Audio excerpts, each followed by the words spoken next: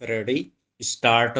मुझे इत्र की गंध पसंद नहीं, मुझे सील की गंध, चरित्र की गंध, धर्म की गंध, सबसे अधिक विश्वविद्यालय की सुगंध पसंद है। ऐसा कहना था भारतीय शिक्षा क्रांति के अग्रदूत महामना मदन मोहन मालवीय जी का। मदन मोहन मालवीय जी उन महान विभूतियों में से एक हैं जिन्होंने राष्ट्र निर्माण का सपना देखा और उसे मूर्त रूप प्रदान किया। बनारस हिंदू विश्वविद्यालय जैसे प्रतिष्ठित शैक्षणिक संस्थान की स्थापना करने वाला यह उदारचित्त महामानव स्वयं में एक संस्था है। निश्चय ही इनके बारे में जानना और समझना अत्यंत आवश्यक है। बहुआयामी व्यक्तित्व के धनी पंडित मदन मोहन मालवीय का जन्म 25 दिसंबर 1861 को इलाहाबाद प्रयाग में हुआ था।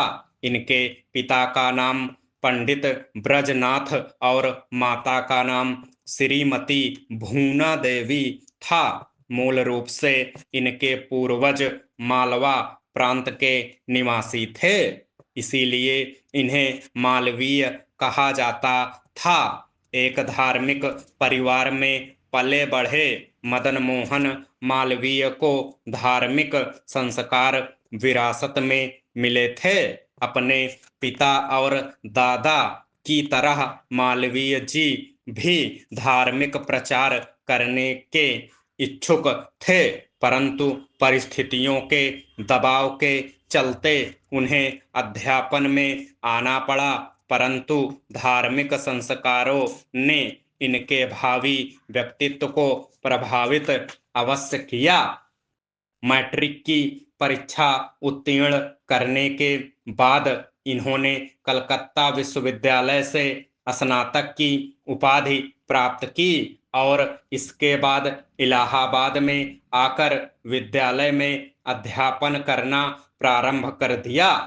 अपने व्यवहार और पढ़ाने की विशेष शैली के कारण मालवीय जी अपने विद्यार्थियों के बीच काफी लोकप्रिय थे, लेकिन असाधारण प्रतिभा के धनी पंडित मदन मोहन मालवीय जी का कार्यक्षेत्र केवल अध्ययन अध्यापन तक सीमित नहीं था।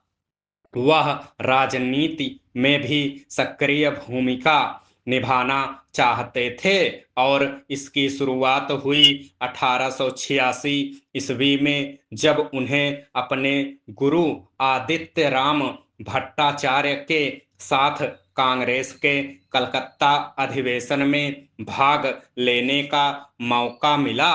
बाद में उन्होंने कांग्रेस में अपनी एक खास जगह बना ली और स्वतंत्रता संग्राम में सक्रिय भूमिका निभाई। महामना 4 बार कांग्रेस के अध्यक्ष क्रमशः वर्ष 1909, 1918, 1932 तथा 1933 में रहे। मालवीय जी ने कांग्रेस के नरम दल और गरम दल के बीच एक जोड़ने वाली कड़ी के रूप में कार्य करते हुए राजनीतिक स्तर पर अत्यंत महत्वपूर्ण भूमिका अदा की और स्वतंत्रता संग्राम के पथ प्रदर्शक बने। महामना मालवीय जी का योगदान केवल अध्यापन और राजनीति तक ही सीमित नहीं है।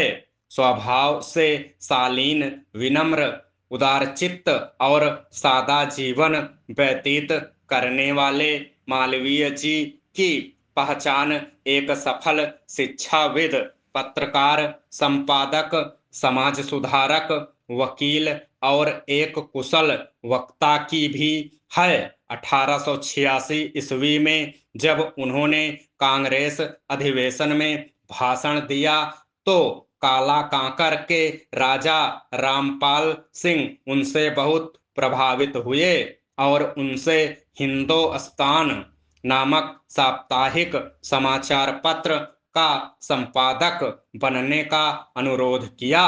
मालवीय जी ने संपादक बनने का प्रस्ताव स्वीकार कर हिंदुस्तान को लोकप्रियता के शिखर पर पहुंचाया।